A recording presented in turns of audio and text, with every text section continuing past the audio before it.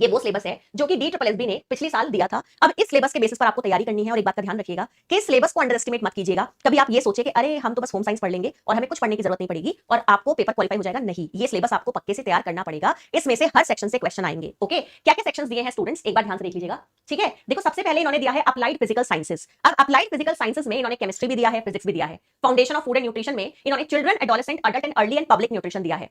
Introduction to human development, human resource management दिया है। ठीक है, development in early year, childhood and middle childhood दिया है। Foundation of resource management, fabric of apparel sciences, design and construction दिया है।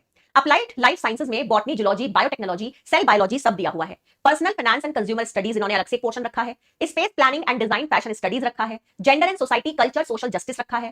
Fundamental of psychology, behavioural process रखा है। Resource and sustainable development, economics, nutritional biochemistry, diet therapy, design appreciation, concept and application, child right in adulthood, social action, Indian textile heritage, training and advocacy, entrepreneurship development and management, psychology, physiology in a promotive health, principle of food processing, ergonomic designing, total quality management, childhood disabilities, dyeing and printing, journalism, है ना, advertising and public relations, technical writing in English, conceptual skill, human communication, extension program design and management, organizational behavior, care and well-being in human development, marketing and merchandising. Okay, तो ये सारे topic तो हो गए home science के। अब इन्हें पता है कि ये पेपर 2 में आपको टीचिंग एप्टीट्यूड भी देंगे, तो इन्होंने उसके लिए भी सिलेबस दिया है। टीचिंग एप्टीट्यूड में आपको learning and teaching, language across the curriculum, understanding discipline and subject, gender, school and society, pedagogy of social subject, school subject, knowledge and curriculum, assessment for learning, creating an inclusive school, childhood and growing up, drama and art in education, ये आपका इन्होंने पूरा syllabus रखा है teaching aptitude का। जो teaching aptitude का syllabus रखा है स्टूडेंट, ये पूरा वो सिलेबस है जो आप बीएड में पढ़ते हो।